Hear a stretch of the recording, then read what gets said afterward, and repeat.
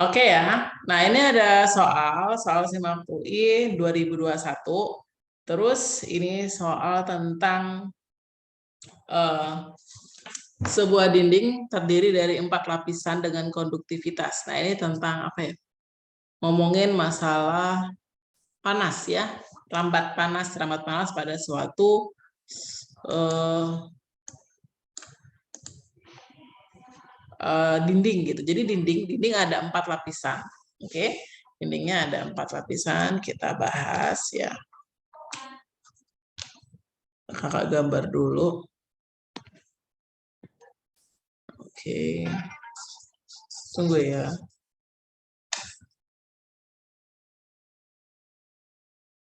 Sebentar, kayaknya soundnya saya hapus dulu deh, biar nggak ganggu.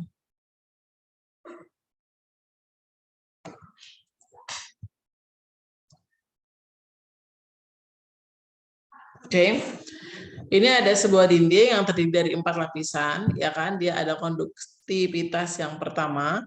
Nah, kita gambar dulu, oke? Ini ada 4 lapisan, ya. Jadi ada 4 bagian, oke? Kemudian dia bilang konduktivitas yang pertama dia punya nilai K-nya berapa itu bilangnya? K1-nya itu adalah 0,06 ya. Kemudian K2-nya itu enggak, K2-nya enggak ada ya. Adanya K3. K3-nya itu sebesar K3-nya berapa tuh? 0,04. Kemudian K4-nya 0,12. Oke.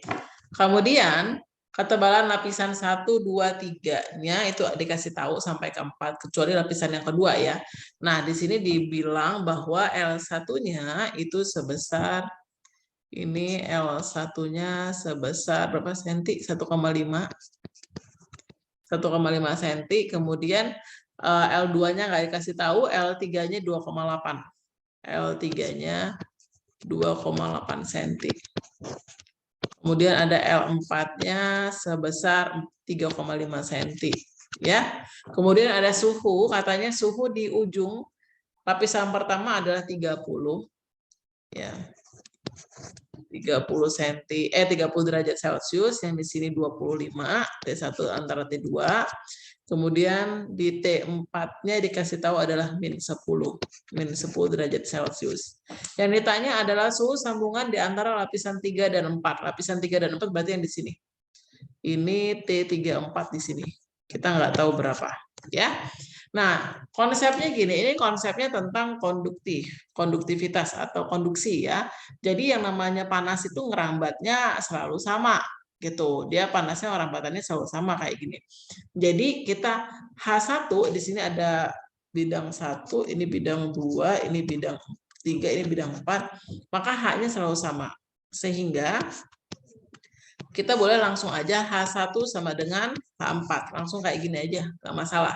Ya, rumus H itu rumusnya apa sih? Kita punya rumus kalau nih rumus H itu katel, ya.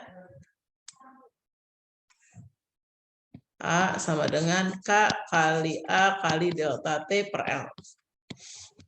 Oke. Nah, kita pakai rumus ini. H-nya itu kecepatan panasnya, terus K-nya koefisien konduktivitasnya, A-nya luas penampang, delta T adalah perubahan suhu, dan L-nya panjangnya. Oke. Kita pakai yang 1 dengan 4 aja. 2 dan 3-nya nggak usah, ya kan? Supaya menghemat waktu. Ya, nanti ribet juga kalau kita pakai yang H2 dan H3-nya. Nah, masukkan ini K1 dikali A1 delta T1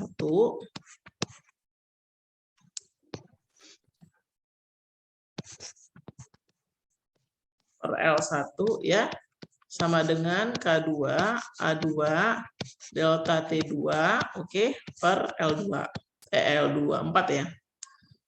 4 semua ya. 4 delta T4, ini L4. Oke. K1-nya 0,06 ya. Kemudian A-nya kita anggap sama aja karena nggak diomongin kalau A-nya itu beda gitu. Nggak diomongin, udah kita anggap aja sama, berarti nanti A-nya kita tewaskan, bunuh, tewas gitu ya. Nah, kemudian kita lanjutkan. Delta T1-nya berarti dia dari 30, suhunya 30 ke 25. Nah, L1-nya kita nggak tahu.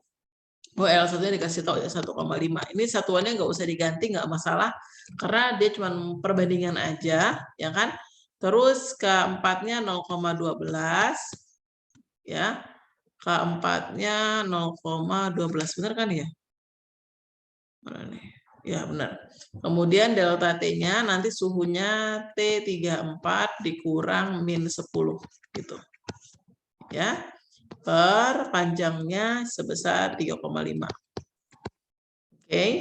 Nanti berarti kan 0,06 sama 0,12 bisa kita sederhanakan jadinya berapa itu?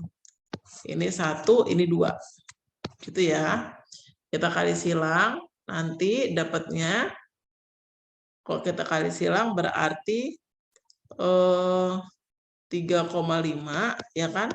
30 dikurang 30 kurang 25 berapa sih? 15 ya? 5 ya.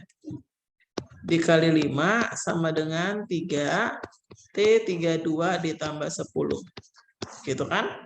Oke, kita masukkan 3,5 dikali 5 berarti 17,5 ya.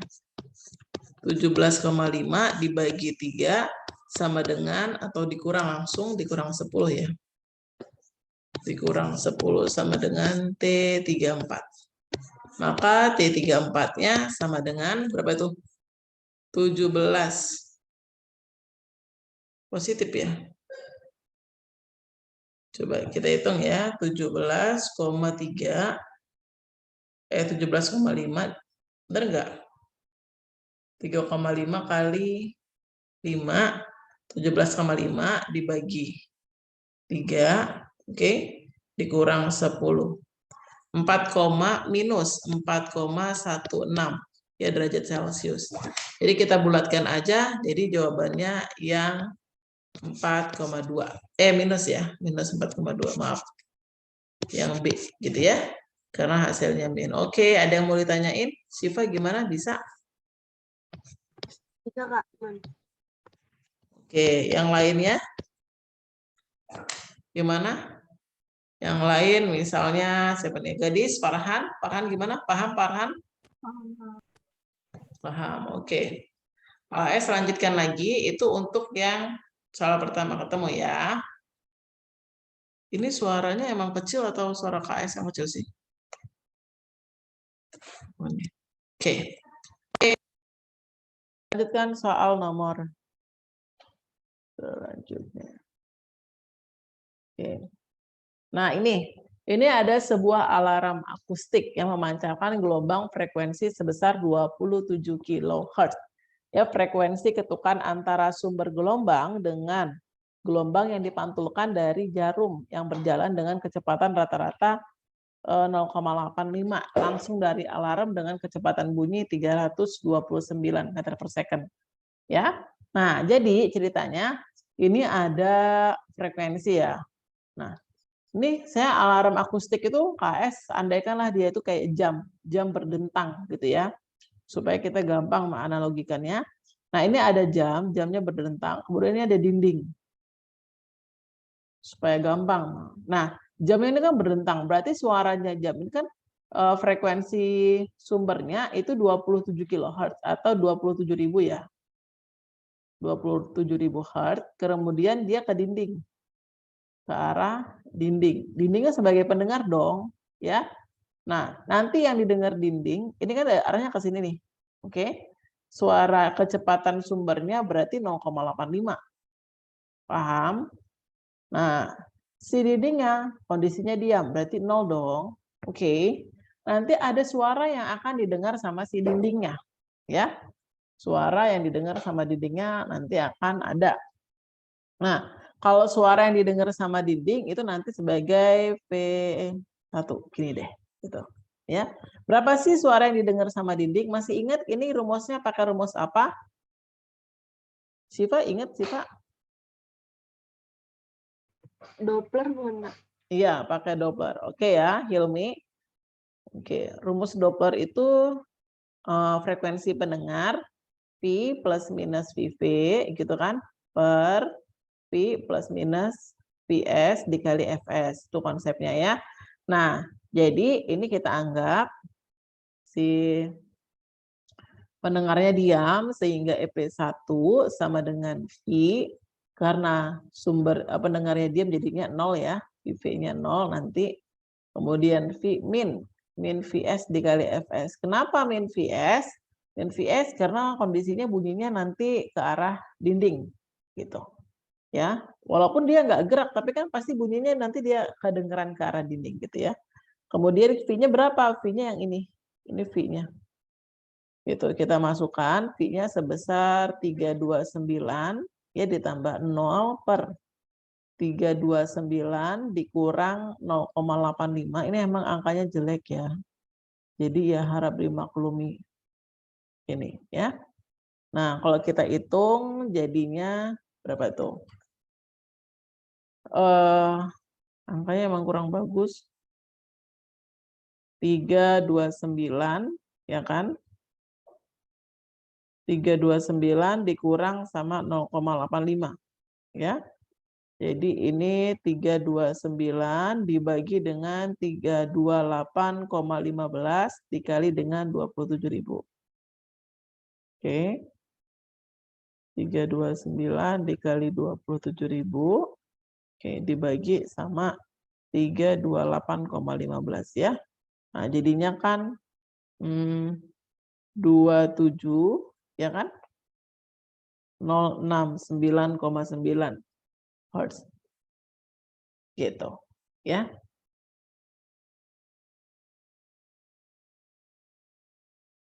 Oke.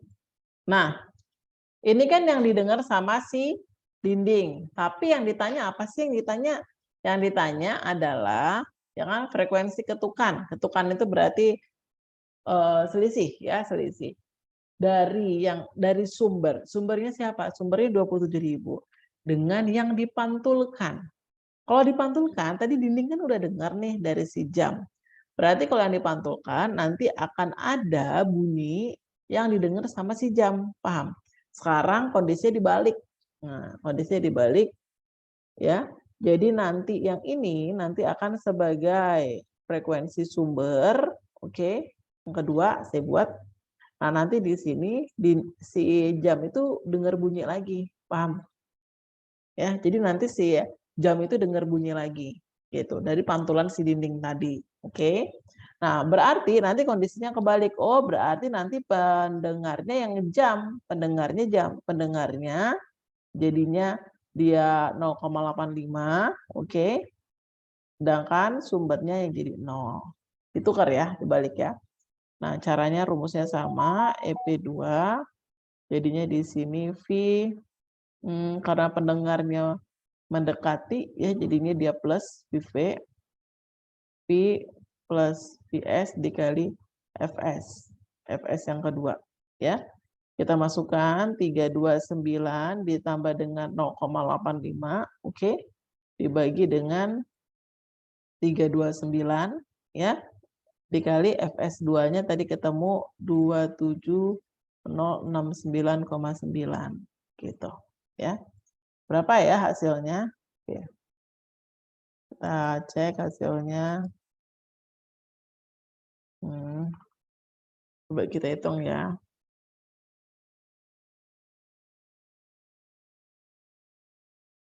27069,9 ya dikali dengan 329,85 gitu ya. Terus hasilnya nanti dibagi dengan 329. Oke. Dia 27139,8 sekian Hertz ya. Oke, nanti tinggal diselisihkan aja.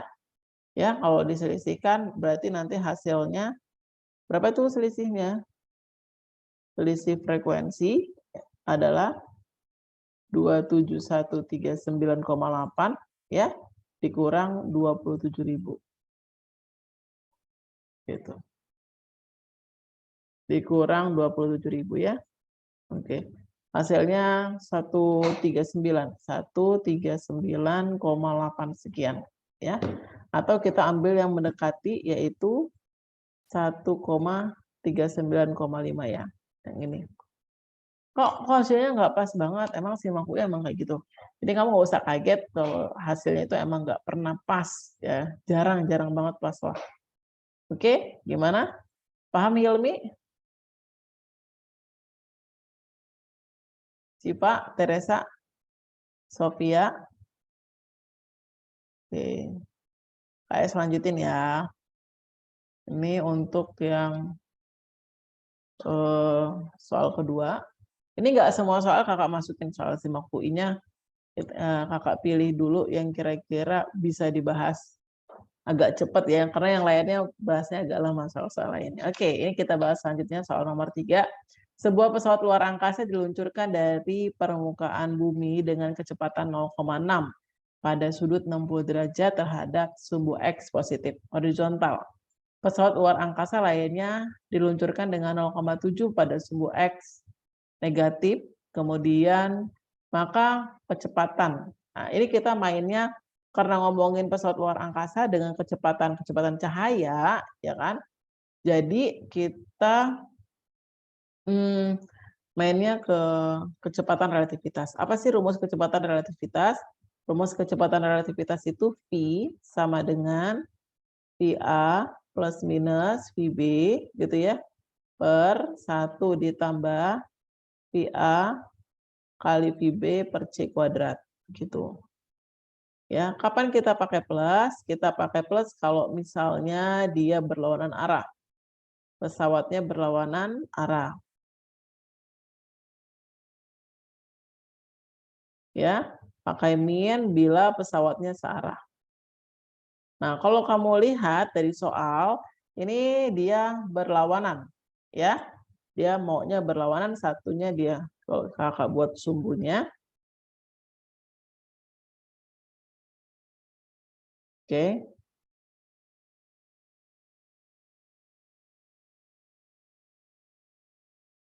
Jadi yang 0,6 kan dia ke sini sebenarnya kecepatannya, ya. V-nya, ini KS bilang VA-nya 0,6 C, gitu ya.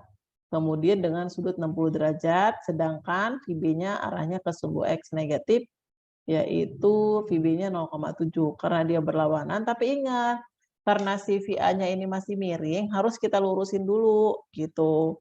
Nah, kita lurusin dia arahnya ke sini ya. Arahnya ke sini itu nanti dapatnya VA cos ya, cos 60. Nah, nanti ini yang kita pakai VA cos-nya. Berarti 0,6 C. Oke, ini saya buat VA aksen ya. Dikali cos 60 itu berapa? Cos 60 itu setengah ya. Cos 60-nya setengah. Berarti 0,3 dong. 0,3 C. Oke. Baru kita lanjutkan. Maka V, yang ditanya V-nya berapa? VA ditambah dengan VA aksen ditambah VB. Paham ya kenapa dikasih aksen? Ini karena dia ada sudutnya 60, maka harus kita proyeksikan. Kayak gitu. Oke. Nah, 1 ditambah dengan VA aksen dikali VB per C kuadrat. Oke. Kita masukkan VA aksennya tadi 0,3 C ditambah dengan 0,7 ya per 1 ditambah 0,3 C dikali 0,7 C per C kuadrat. Oke. C kuadratnya kita tewaskan. Tewas bunuh mati bantai. Sehingga nilai V-nya sebesar V sama dengan 1C atau C aja boleh. 1 ditambah dengan 0,21 gitu ya. Berarti 1 per 1,21 C. Gitu. Berapa tuh? 1 dibagi 1,21 ya. 0,82. 0,826 sekian. Oke. Berarti kita bisa buat dia 0,82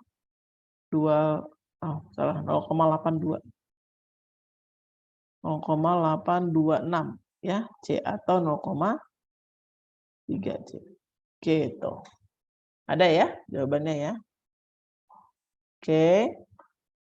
Dapat jawabannya yang B. Oke. Gimana? Bisa? Apa masih ada yang bingung? Sophia gimana Sophia? Sophie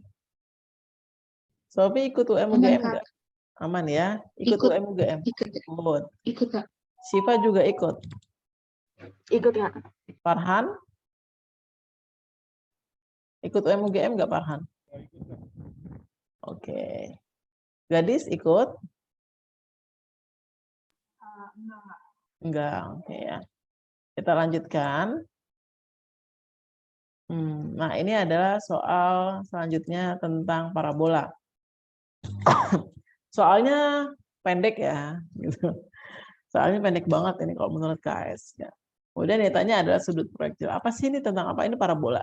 Kecepatan sebuah proyektil saat menuju tinggi maksimumnya adalah setengah dari kecepatannya ketika mencapai setengah dari tinggi maksimumnya. Ini kalimat yang dari sini nih, ya. Dari tinggi maksimumnya bla bla bla itu agak rumit sebenarnya kalau misalnya kita bahas. Ya, agak apa namanya?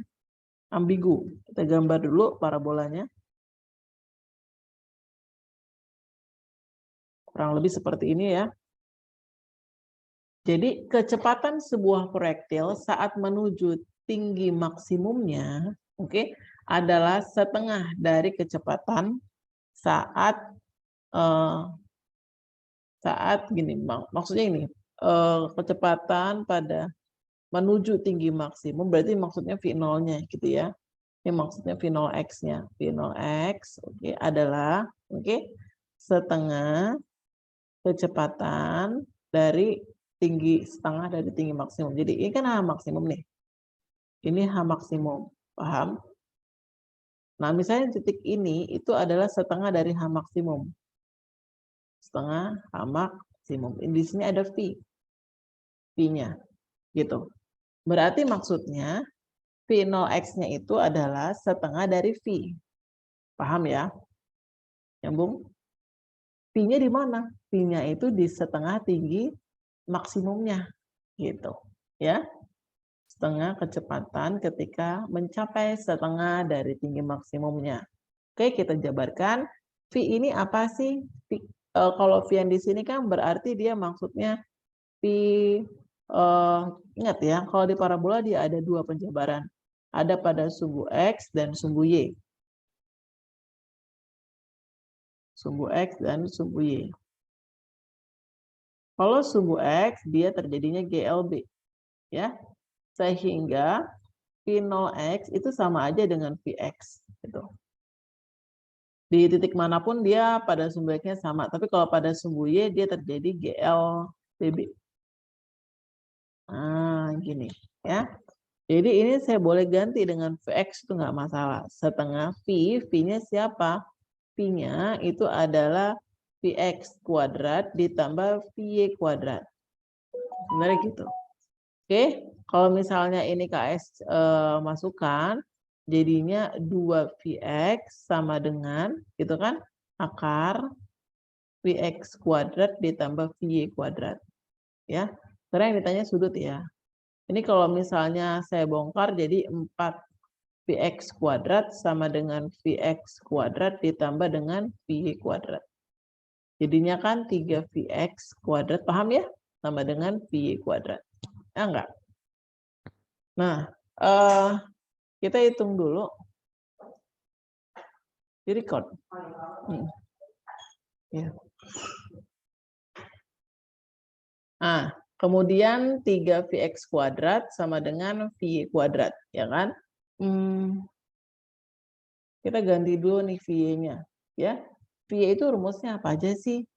Vy itu rumusnya Vy sama dengan, ya kan? Ada V0y min setengah GT kuadrat, ada, ya kan? Ada Vy sama dengan V0y, oh ini kuadrat nih. Salah. Sabar, maaf. Ya. Pi kuadrat sama dengan V0 Y kuadrat dikurang 2GY boleh. Ada VY kuadrat sama dengan VY sama dengan V0Y dikurang GT juga boleh. Ada juga Y sama dengan V0Y gitu dikurang setengah GT kuadrat. Nah, ada yang kayak gini ya. Ini boleh H, boleh Y sih ya, terserah ya. Enaknya yang mana? Boleh H, boleh Y sama aja. Maksudnya itu adalah tinggi maksimum ya. Oke. Jadi ini yang mau saya ganti itu nanti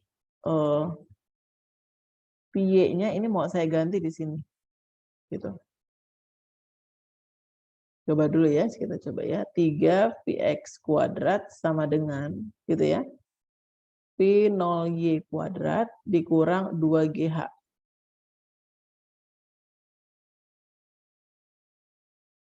Bisa nggak ya pakai ini ya?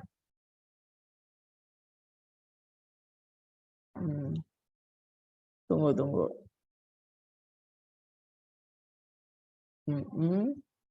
Berarti Vx kan berarti V0 cos ya. V0 cos theta dikuadratkan sama dengan V0 sin theta dikuadratkan min 2GH.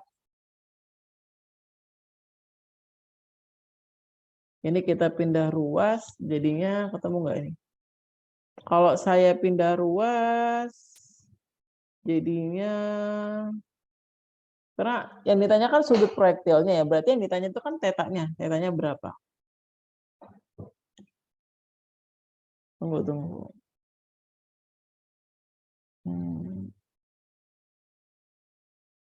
3 P0. Y-nya kalau dipindahkan jadi 3. Nah, kita agak bingung di sini nih, di Y ya. Y kuadrat sama dengan V0 Y kuadrat min 2GH. Kalau misalnya pakai min 2GH, H-nya setengah maksimum ya. Kayaknya gini nggak ketemu deh. Kalau misalnya pakai ini. Pakai yang lain dulu coba ya. Tunggu. Sebentar. 3 V0 kuadrat cos kuadrat theta ya sama dengan V0 kuadrat sin kuadrat theta dikurang 2GH. Nah, kenapa? Ini kayaknya nggak bakal ketemu kalau pakai ini, soalnya masih ada nyangkut di 2GH-nya itu. Nah, 2GH-nya ini yang bikin yang nggak bisa masuk ke sini nanti. Kalau misalnya maksimum. Tunggu sebentar ya, coba KS. Cari catatan KS dulu. Nah, ini udah pernah dikerjain. Tunggu ya.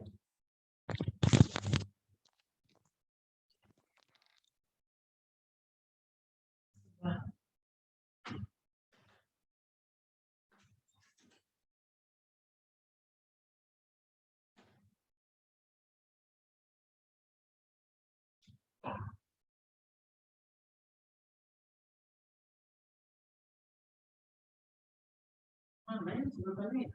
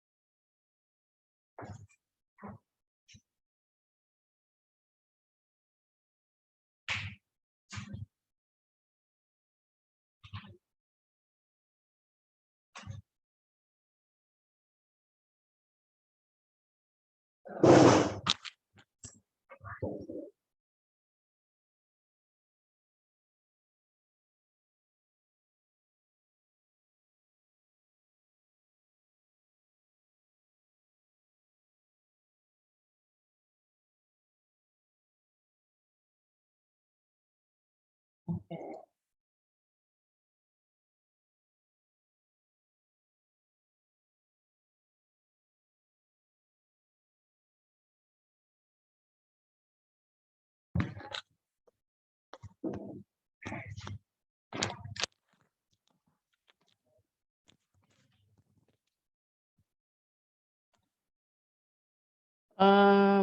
Tunggu dulu. Ini kayaknya KS nggak dapet nih yang ini nih.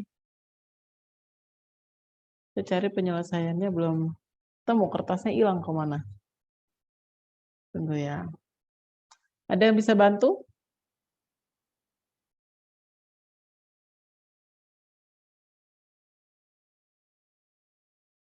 Bentar dulu. Ini saya skip dulu sementara karena saya bingung di sini nih. Yang di 2GH. Oke, saya skip dulu. Nanti kalau udah ada ilham baru ya saya kerjain lagi. Oke, tunggu ya. Oke, saya lanjut dulu biar nggak terlalu lama. Oke, ini kita bahas tentang gas argon. Jadi masuknya ke yang dia ada usaha ya. Berarti masuknya ke termodinamika. Saya lanjut dulu. Nah, sebuah gas argon dengan massa 400 gram, oke, maka yang diketahui ya, yang diketahui itu adalah masanya 400 gram, kemudian memuai secara isotermal. Nah, ini kalimatnya penting banget nih, isotermal ya. Nah, pada suhu temperaturnya 57. Berarti kalau 57 ditambah 273, jadi suhunya 330 Kelvin, ya kan? Nah, mengakibatkan volumenya naik menjadi, berarti V2-nya adalah 3V1, gitu, ya. Yang ditanya berapakah usahanya dan berapa sih massa jenisnya dan rho-nya berapa kalau tekanan akhirnya itu sebesar 2 atm. 2 atm itu 2 kali 10 pangkat 5 Pascal ya. Dan ini adalah AR-nya, bolehlah AR atau MR juga nggak masalah. Karena argon itu gas diatomik ya.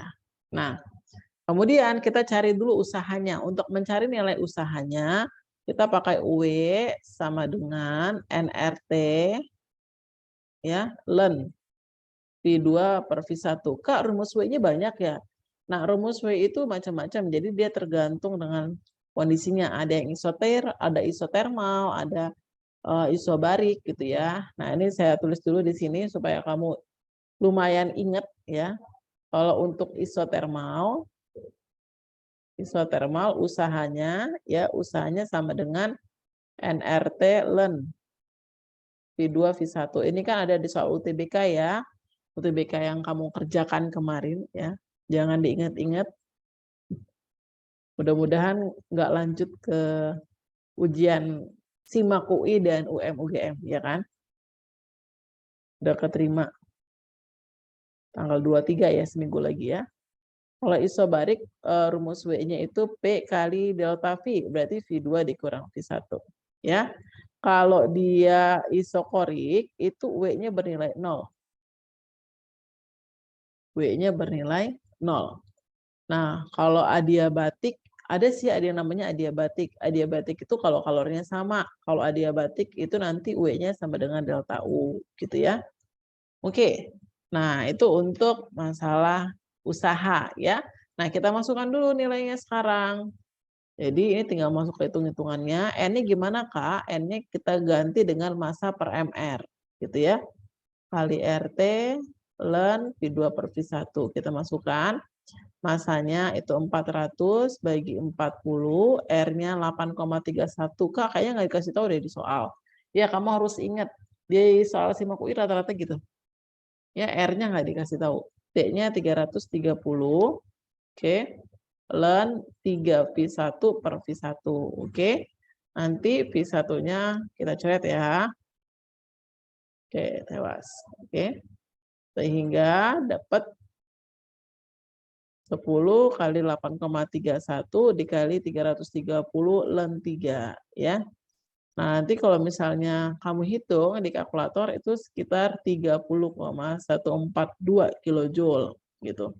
Itu untuk usahanya. Nah, untuk masalah massa jenisnya, kita masuk ke persamaan gas ideal dulu. Nah, emang rumusnya apa kalau persamaan gas ideal? Rumus persamaan gas ideal itu kan apa rumusnya? Rumus dasar. PV sama dengan nRT. nRT, gitu kan? Nah, P kali V, N itu kan massa per MR tadi ya. Nah, dikali RT. Nah, berarti bisa dong P kali MR per RT, gitu kan? RT-nya pindahin ke bawah, ini M per V. P kali MR per RT sama dengan rho, gitu ya. P-nya berapa? P-nya 2 kali 10 pangkat 5. M-nya itu sebesar, MR-nya sebesar tadi ya. MR-nya sebesar 40, oke, per R-nya kita masukin 8,31 ya dikali dengan D-nya 330 gitu. Coba kita hitung ya.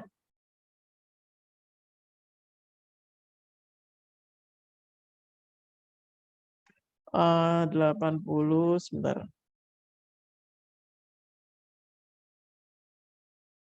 Dibagi 8,31, oke, dibagi lagi 330. Oke. 0, ya dikali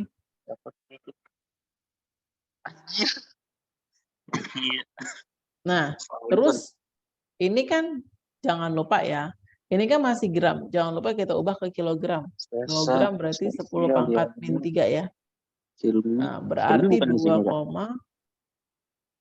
sebenarnya sih jawabannya 2, Siva 10 orang dong mas. Kenapa?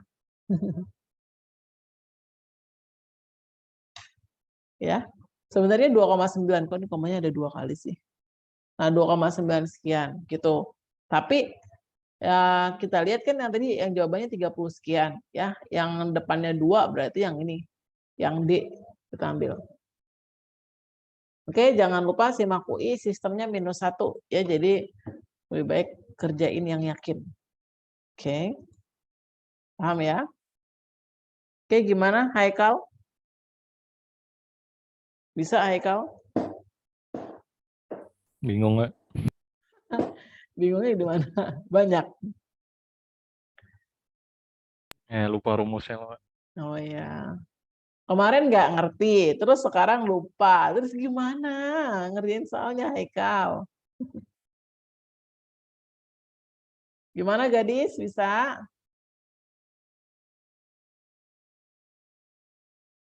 Oke, kita lanjutin ya. Kita lanjutkan. Nah, ini ada sebuah balok ya. Balok A masanya 102 kilo, Newton beratnya, dan balok B 32 Newton. Koefisien gesek antara A dengan B pada kemiringan adalah 0,5 dan 0,25. Sudut yang dibentuk ada 30. Misal arah positif adalah ke arah balok B dengan menggunakan notasi vektor, percepatan balok A jika bergerak dari posisi diam. Kalau bergerak dari posisi diam kan berarti dia 0 ya. Kecepatan awalnya. Tuh. Berarti V0-nya kan 0. Oke, karena sudutnya 30, kita proyeksikan dulu, kita gambar dulu gaya-gaya yang bekerja di sini. Ya. Jadi gaya-gaya yang bekerja ada apa aja sih? Yang pertama ada G berat. Ya. Kata dia kan, misalnya arah positif ke arah balok B. Berarti kita anggaplah ke arah B ini percepatannya. Ke sini. Ya. Nah, berarti kan nanti di sini akan ada tegangan tali B, gitu ya.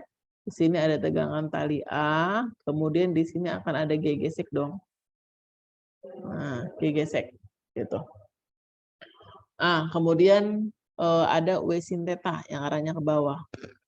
W sin theta, gitu, ya. G geseknya itu nanti kalau yang disebut dengan G gesek di sini G geseknya sama dengan G geseknya jadi ada 2 ya, ada yang statis, ada yang kinetis. Kita coba cari ya. Kalau yang statis berarti rumusnya mu S dikali dengan WA. Karena benda A yang punya G gesek ya. Nah, kemudian itu US-nya 0,56 dikali 102. Oke. Sedangkan untuk yang kinetisnya mu K dikali dengan WA. Gitu ya. Berarti 0,25 ya dikali 102. Oke, kita hitung.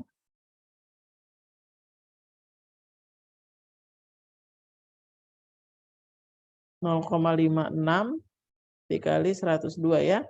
Berarti 57,12. Sedangkan kalau statisnya, kinetisnya 0,25 dikali 104 ya.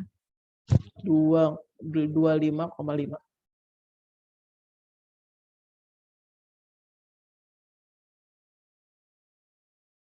Newton. Oke, kita cek aja berapa percepatannya. Nah, sebenarnya sih secara logika juga udah bisa ya. Jadi ini bendanya nggak bakal gerak dong kalau misalnya dia pengennya ke arah B, ya nggak sih? Kalau ke arah B dia nggak bakal bisa gerak gitu. Kan dia bilang dia pengennya sudut yang misalnya arahnya itu ke arah B, ya kan? Positifnya ke arah B. Oke. Jadi kalau misalnya kita hitung, berarti percepatannya, gitu kan? Percepatannya berat yang digantung, ya kan? Yang digantung siapa? B, ya. Atau kalau pakai dasar sigma F sama dengan M total kali A. Oke. Berarti WB dikurang sama gaya gesek, ya kan? Dikurang lagi gaya geseknya, kita anggap pakai gaya gesek kinetis lah yang kecil, ditambah dengan W sin theta. Jangan lupa W sin theta-nya sama dengan MA tambah MB kali A. Oke, ini maaf. Sebelumnya KS minta maaf dulu. Ini saya lupa. Ini seharusnya WA cos ya. Cosnya ketinggalan. Cos 30-nya. Saya lupa. Karena kan dia di bidang miring bendanya.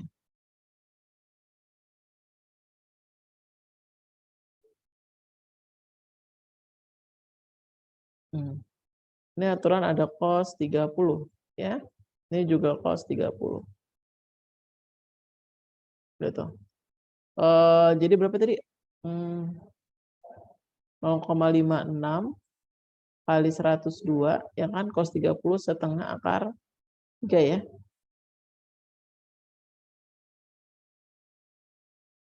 Berapa tuh? 0,56 dikali 102 dikali 0,5 akar 3.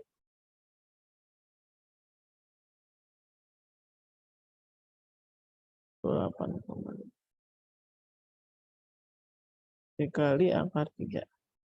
Oke, 49,4 ya. Nah, sedangkan yang 0,25 dikali 102 dikali 0,5 dikali akar 3. 22,86 ya. Berarti 0,25 dikali 102 dikali 0,5 akar 3 sama dengan 22,08 sekian Newton. Oke. Nah, kita masukkan ke sini. Jadi WB-nya tadi beratnya 32, kita masukkan 32 dikurang 22,08 ditambah dengan 102 dikali sin 30 itu setengah sama dengan beratnya berarti 10,2 ya.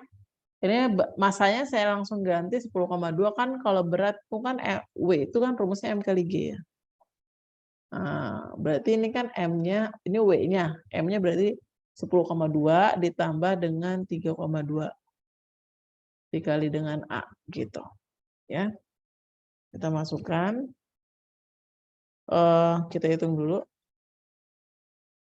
22,08 ditambah dengan 51 ya.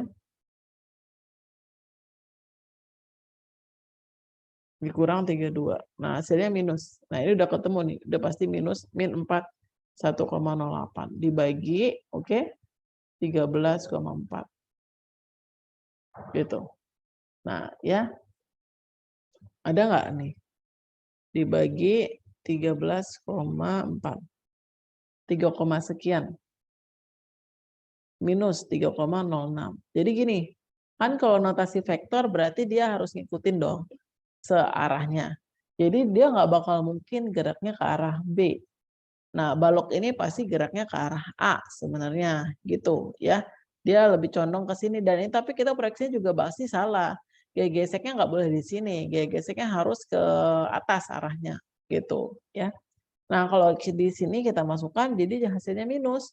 Jadi nggak akan mungkin bergerak si benda A gitu, nggak bakal ketarik sama si balok. Jadi jawabannya apa sih yang lebih tepat, Siva? KS tanya sama Siva. Maksudnya Kak? Jadi jawabannya apa yang benar? Nggak ngerti Kak.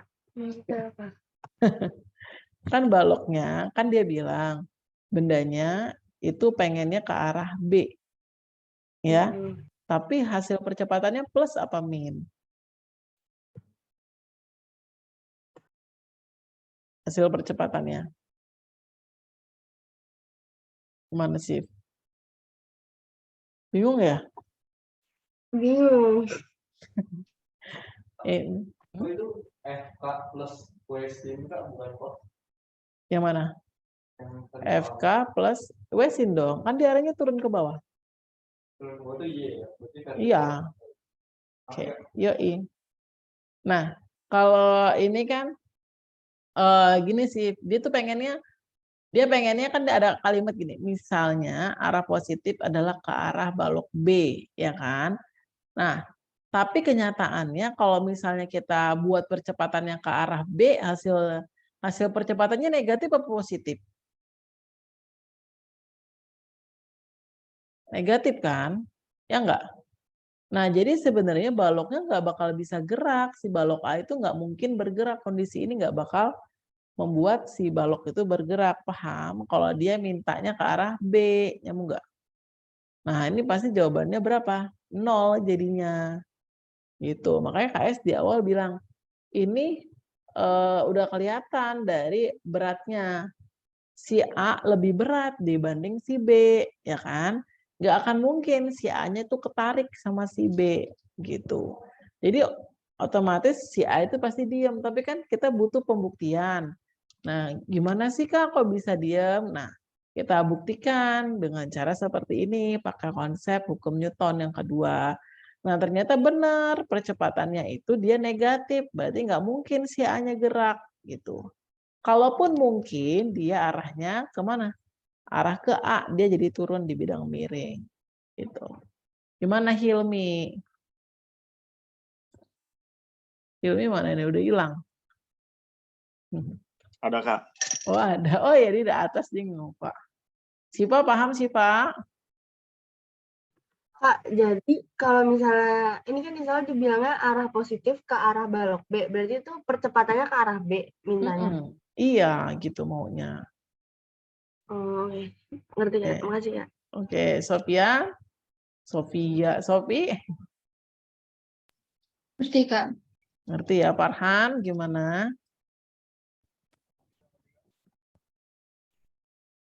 Halo?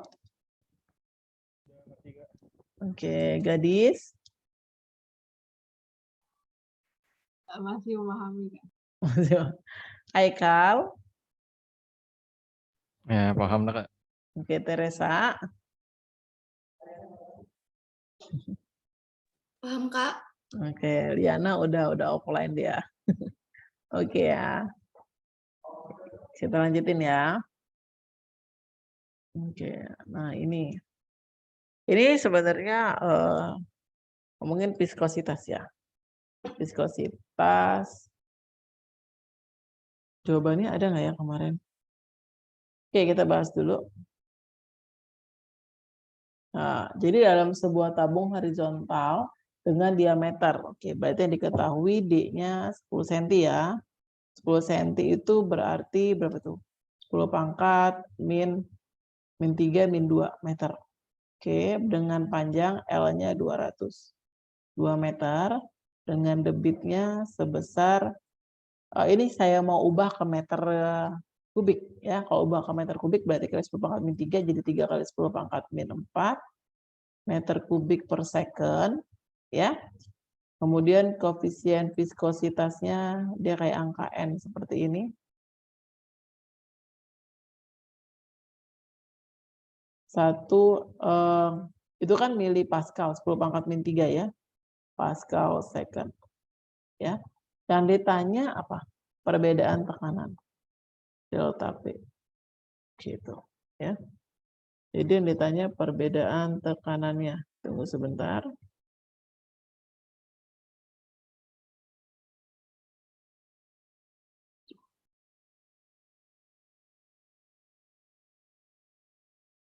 Nah, karena rumus ini nggak pernah dipelajarin di kampus, bukan di kampus, di SMA itu enggak ya, belajarnya pas di dia aja. Oke. Kita masukkan, berarti rumusnya persamaannya Q sama dengan PR kuadrat, PR pangkat 4. Oke. PR pangkat 4 delta P per 8 mu kali L gitu ya. Nah, ini ada koefisiennya. Oke. Nah, yang ditanyakan delta P, berarti ini tinggal masukin aja angkanya. 3 kali 10 pangkat minus 4 pi ya. Pi-nya kita buka aja 3,14 karena di sini nggak pakai apa sih namanya? Nggak ada pi-nya ya. R-nya berarti kan setengahnya ya. 5 kali 10 pangkat minus 3 pangkat 4 kali delta P per 8 kali 10 pangkat min 3 dikali 2. Oke. Ini kalau D-nya sekian, maka R-nya adalah 5 kali 10 pangkat minus 3 gitu ya, meter. Oke, kita masukkan 8. Berarti kan ini 3 kali 10 pangkat minus 4, 8 kali 2, 16 ya. 16 kali 10 pangkat min 3 dibagi 3,14. Oke. 5 kuadrat 25, berarti 625 kali 10 pangkat min 12. Nah, delta P. Gitu ya. Terus ini kan min 4 sama min 3 itu min 7. Min 7 sama min 12, jadi min berapa itu? Min 5 ya? Pangkat, ya benar. Min 5 naik ke atas 5. Oke. 3 kali 16. Kita hitung ya. 3 kali 16, 48 dibagi dengan 3,14. Oke, dibagi lagi dengan 625. 2,44 sekian. 2,44 sekian delta P-nya ya. Atau sebenarnya kalau misalnya mau di kilopascal seharusnya 244 kilopascal seharusnya gitu ya. Oke, tapi nggak usah dipermasalahkan karena angka depannya udah beda. Udah kita ambil yang jawabannya B. Gitu. Ya. 245. Oke. Nah, rumusnya ini pakai ini.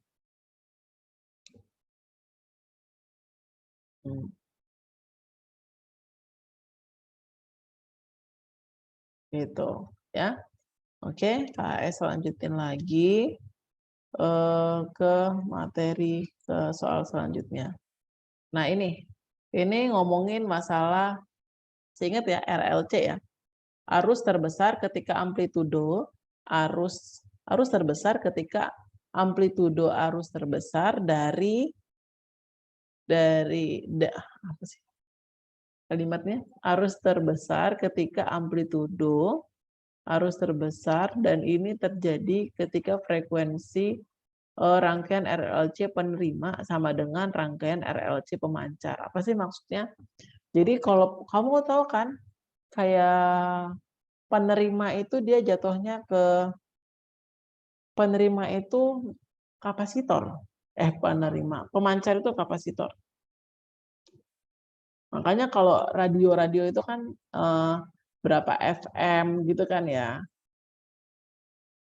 Ini pemancar itu maksudnya ini adalah kapasitornya. Sedangkan yang penerima itu L itu induktor. Nah, jadi kalau misalnya dia, benar nggak? Arusnya maksimum kalau misalnya ketika frekuensinya sama gitu. Jadi gini, ini masuknya ke RLC. Di RLC itu kan kita ada pembahasan ya. Ada RLC itu pembahasannya adalah rangkaian resonansi.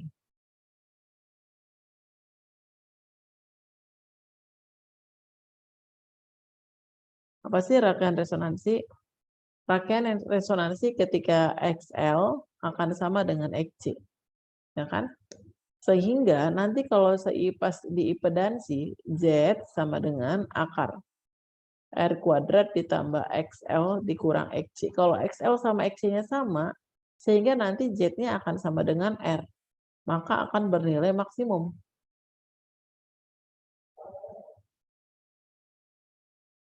Ya. Nah, kalau misalnya Z-nya bernilai maksimum, maka kan kita punya rumus bahwa I itu adalah V per Z. V per Z. Kalau Z-nya maksimum, maka I-nya akan bernilai apa? Minimum. Gitu. Maka justru arusnya bernilai minimum di sini, bukan bernilai maksimum. Otomatis yang atas salah. Gitu ya. Yang ini salah. Oke. Karena seharusnya bernilai minimum. Terjadi dengan mengatur nilai impedansi dari rangkaian penerima sehingga frekuensi sudut rangkaian penerima sama dengan frekuensi sudut rangkaian pemancar gitu. Nah, benar kalau yang ini kan nanti dia frekuensinya sama karena nanti kalau pas rangkaian resonansi otomatis dia frekuensinya bakal sama aja. Frekuensinya bakal 1/2pi akar LC gitu ya. Nah, berarti yang bawah dia kondisinya benar. Nah, gini. Ya. Gitu. Karena XL tadi sama dengan XC gitu ya. Oke. Salah benar berarti apa tuh jawabannya? Dodol ya. Kalau salah-salah kan E. Oke. Nah, ini. Udara basah lebih padat daripada uap jenuh. Apa sih bedanya udara basah sama uap jenuh? Jadi sebenarnya itu lebih mainnya ke termodinamika ya. Termodinamika atau apa sih namanya? Ke kimia, lebih kimia banget ini. Jadi jangan kaget kalau soal fisika itu nanti berhubungan dengan kimia atau kimia berhubungan dengan fisika. Oke, di sini ada udara basah. Ya. Udara basah lebih padat daripada uap jenuh. Apa sih yang disebut dengan uap jenuh?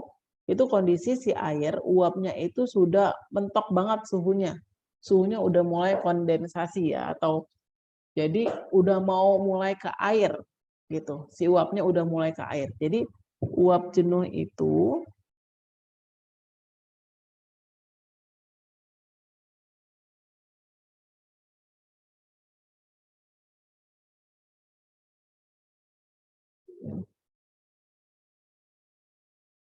kalau uap jenuh itu artinya uap air yang suhunya maksimum.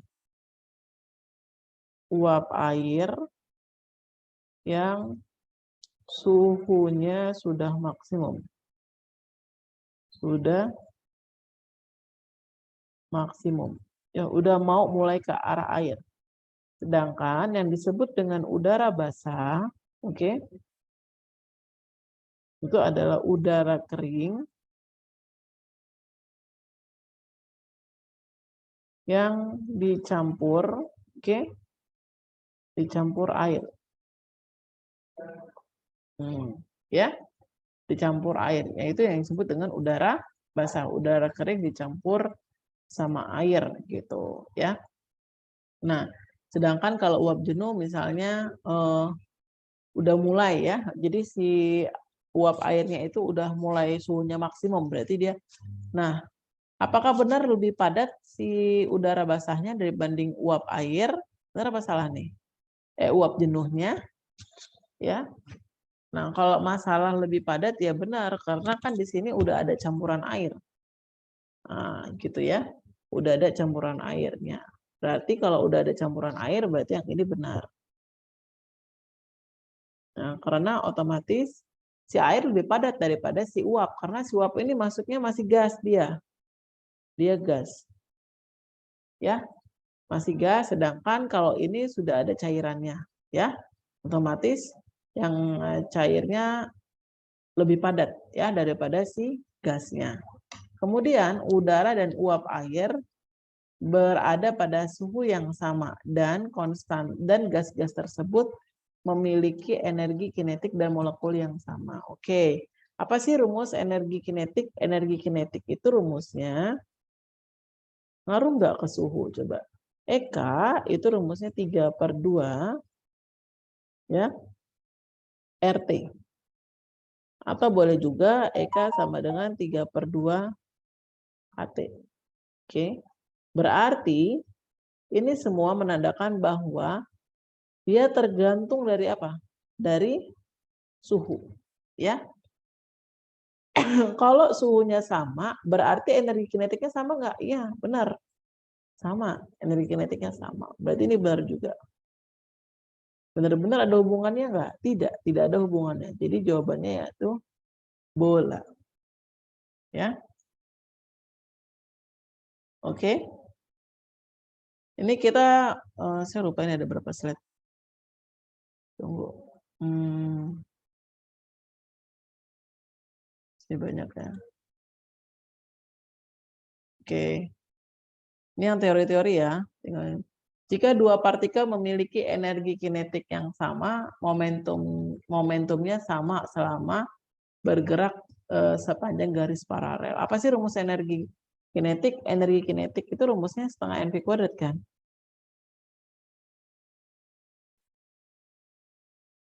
Setengah mv kuadrat.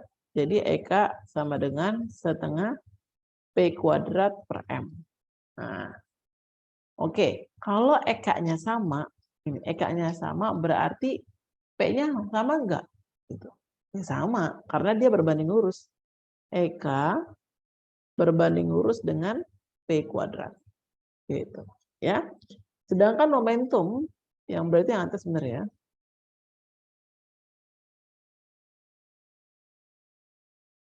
Nah, momentum linier dipertahankan karena tidak ada gaya eksternal yang bekerja pada sistem. Momentum linier dipertahankan, justru ini salah. Kenapa salah? Karena momentum itu, sebentar, momentum ya, iya benar. Tidak ada gaya eksternal yang bekerja. Tidak ada gaya eksternal yang bekerja. Ini benar. Kenapa? Kalau ada gaya eksternal, dia jadinya impuls. Ya. Nah, impuls itu rumusnya kan F kali delta T. Ya. Impuls itu boleh M atau perubahan momentum.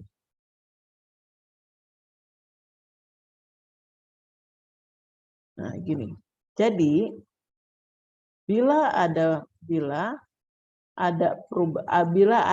gaya luar, ya, gaya luar yang bekerja atau gaya eksternal,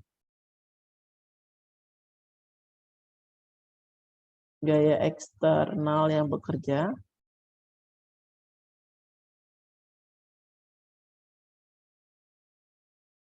maka terjadi perubahan momentum.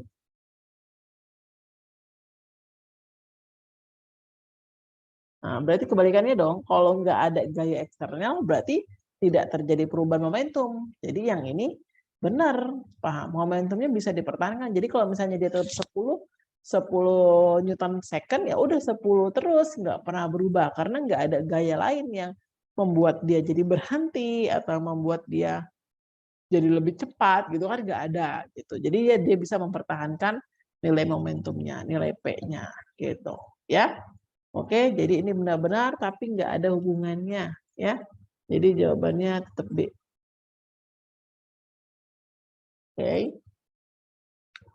Kita lanjutkan lagi. Oke. Ini adalah jika bayangan suatu objek yang dibentuk oleh lensa konvergen. Apa sih lensa konvergen? Jadi lensa itu ada dua macam ya, secara umumnya dia ada dua macam, ada konvergen, ada divergen.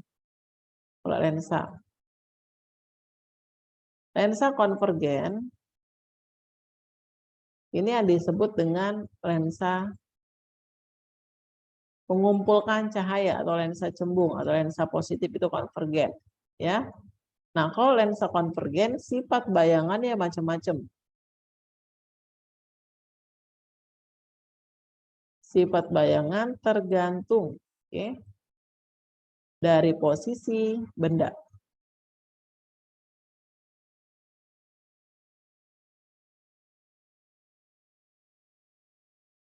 Jadi dia bisa jadi dia sifatnya maya, bisa jadi kalau maya otomatis dia bakal tegak, bisa juga dia sifatnya nyata, Kalau nyata otomatis terbalik itu bisa. Gitu, ya. Nah, tapi ada satu lagi namanya lensa divergen. Di lensa divergen itu lensa negatif.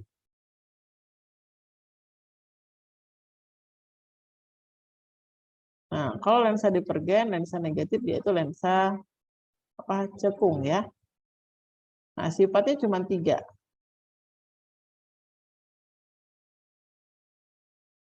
Sifat bayangannya cuma 3. Ya, hanya MTK ya. Maya, kemudian tegak, kemudian diperkecil. Jadi jawabannya apa ini? Sophie?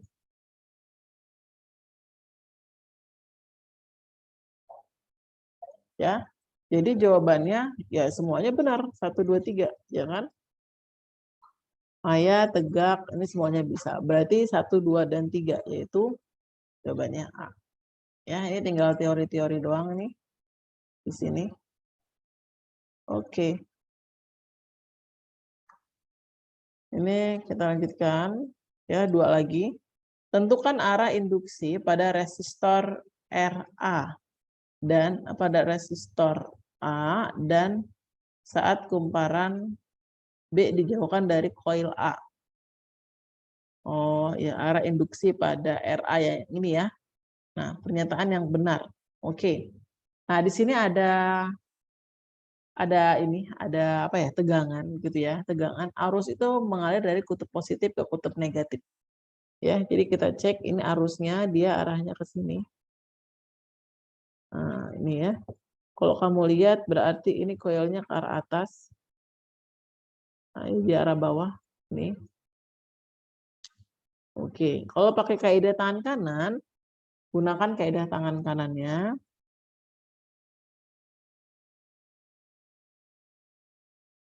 Kaidah tangan kanan ya.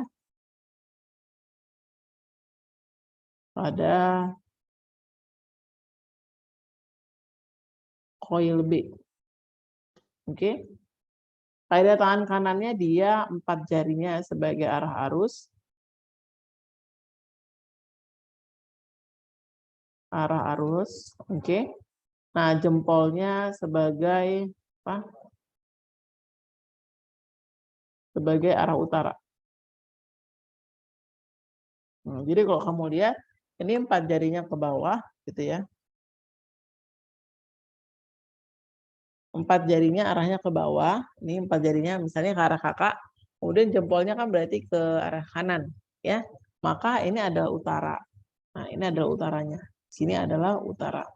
Nah, si utara itu nanti kumparan B kan nanti menjauhi. Jadi si utara itu menjauh. Jadi kalau misalnya ini pernah KS bahas, ini ada koil gitu ya. Kemudian ini arah utaranya. Ini magnet utaranya. Magnet utaranya menjauh. Kalau si utara menjauh, maka di koil A-nya ini dia sebelah sini akan menjadi selatan. Karena kata KS dia pakai hukum Lenz, ya. Pakai hukum Lenz. Hukum Lenz itu jadi kalau misalnya si utara ngedeketin kita, malahan kitanya nggak mau gitu lah. Kalau utara ngedeketin kita, kitanya nggak mau, jadi otomatis kita mau melawan. Gimana cara melawannya?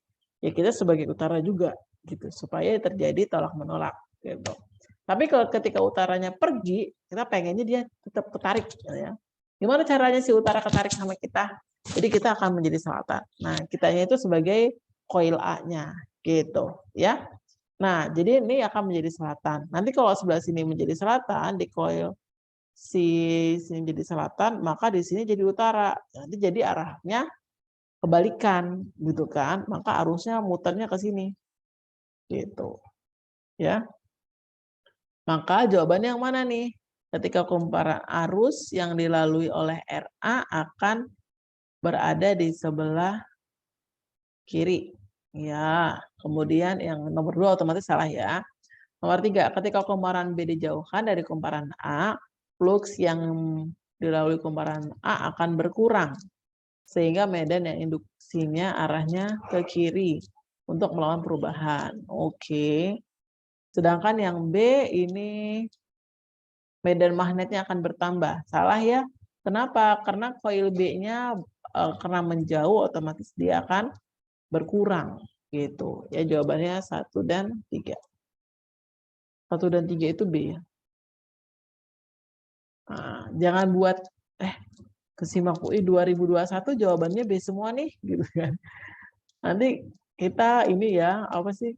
Kayak yang di UTBK ngebloknya B aja. Jangan gitu ya. Oke. Nah, ini aja sih materi kita hari ini ya. Soal-soalnya itu ya, nanti kalau misalnya ada yang mau ditanyain silahkan. Kalau ada yang mau, Kak mau TST lagi, ya silahkan. Tinggal chat aja. Kalau mau TST lain nggak masalah. Kalau mau datang ke GO-nya juga nggak masalah. Ya. Oke, Teresa, Siva, Gadis, Haikal, gimana? Oke, hari ini kita nyampe di sini dulu. Nanti kalau misalnya mau, ini PDF-nya perlu nggak? Perlu di-share Perlu, ke Kak. grup? Perlu, oke. Nah, nanti share di grup ya.